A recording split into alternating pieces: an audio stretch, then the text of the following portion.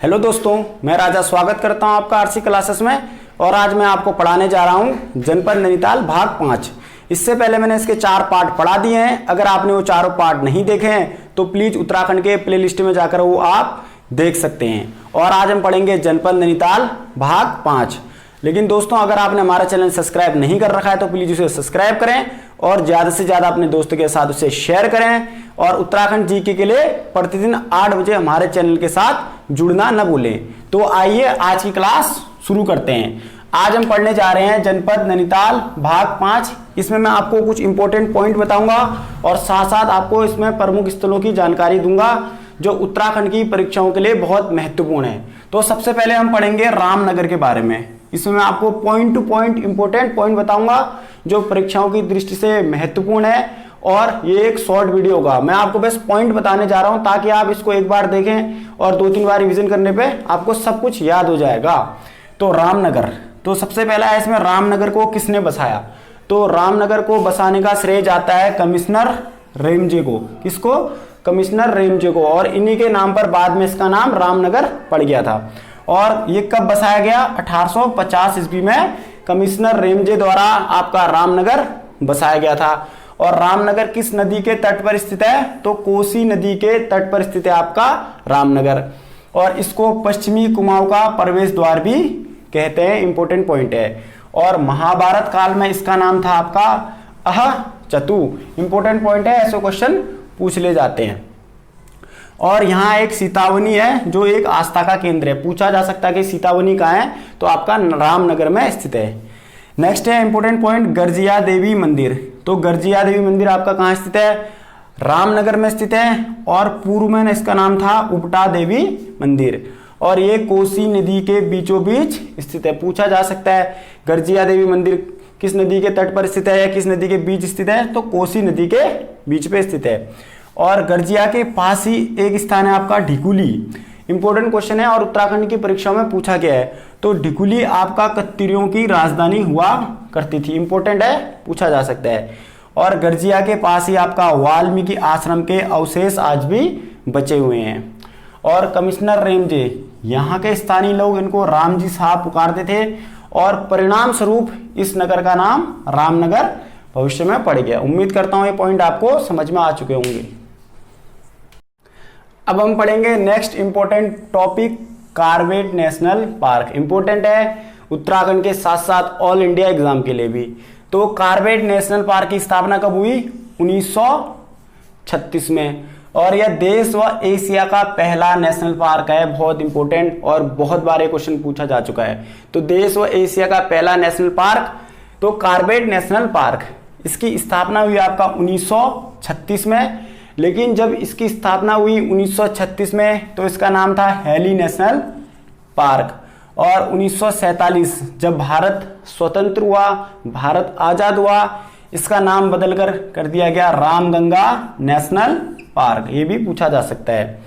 और 1957 में इसका नाम बदलकर कर दिया गया कार्बेट नेशनल पार्क।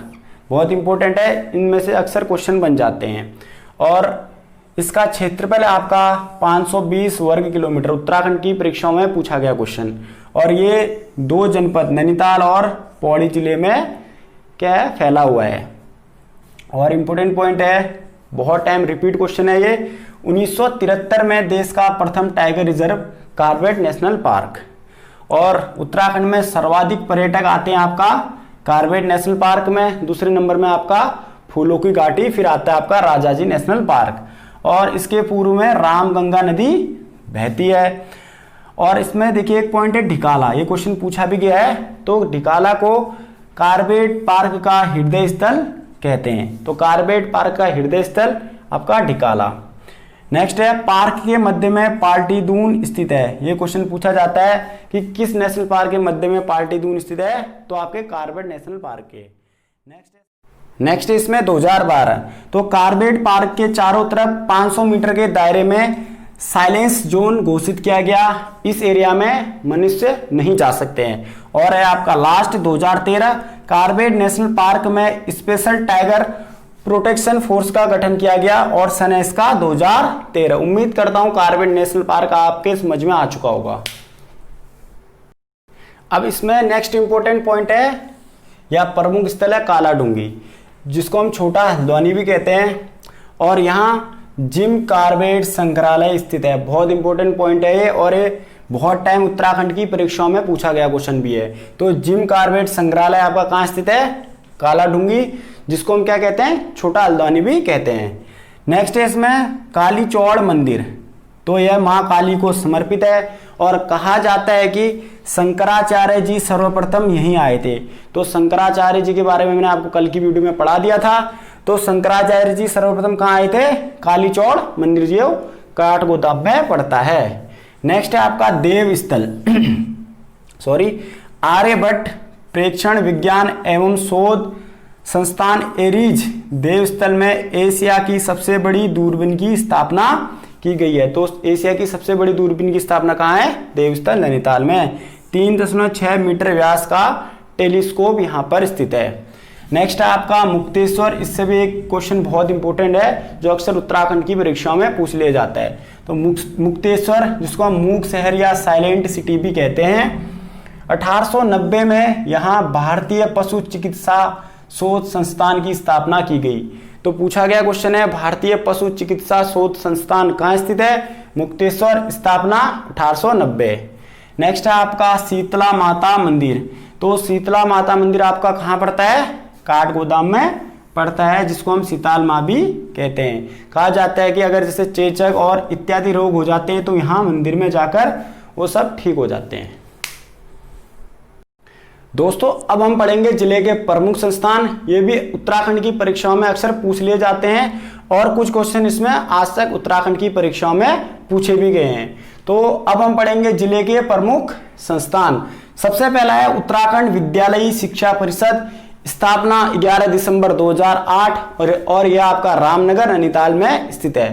नेक्स्ट है आपका सेंट्रल हिमालय इन्वायरमेंट एसोसिएशन, यह आपका नैनीताल में स्थित है। नेक्स्ट इंपॉर्टेंट है इंदिरा गांधी इंटरप्रिटेशन सेंटर, आपका रामनगर में स्थित है, पूछा गया क्वेश्चन।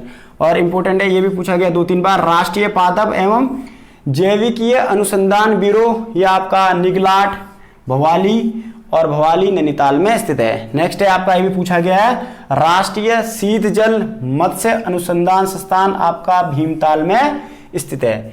नेक्स्ट है आपका राजकीय वेधशाला, ये आपका मोनेरा पीक नैनीताल में स्थित है। Next Sushila Tiwari forest college, आपका हल्द्वानी में स्थित है, पूछा गया क्वेश्चन है। नेक्स्ट है आपका वैक्सीन रिसर्च इंस्टीट्यूट, ये आपका पटवा डांगर नैनीताल में स्थित है। नेक्स्ट है आपका आर्यभट्ट प्रेक्षण विज्ञान शोध संस्थान, जिसकी स्थापना 1955 में हुई, और ये एरीज नैनीताल में स्थित है। और उत्तराखंड मुक्त विश्वविद्यालय, यह आपका स्थापित हुआ 31 अक्टूबर 2005 में, पूछा जा सकता है। दोस्तों अब हम पढ़ेंगे कि इंपॉर्टेंट पॉइंट भारतीय पशु चिकित्सा शोध संस्थान इंपॉर्टेंट है, और उत्तराखंड की परीक्षाओं में इससे आज तक 2-3 क्वेश्चन बन चुके हैं। तो यह कहाँ स्थित है? मुक्तेश्वर नैनीताल में स्थित है, और इसका निर्माण हुआ आपका 1893 में, और किसके द्वारा किया गया? अल्फ्रेड लिंगार्ड द्वारा इसका स्थापना किया गया। सर्वप्रथम इसका नाम था इंपीरियल बैक्टीरियोलॉजिकल लेबोरेटरी, और 1925 में इसका नाम imperial institute of veterinary research किया गया। और 1924 में यहाँ एडवर्ड ने रिंडर पेस्ट नामक रोग का टीका खोजा।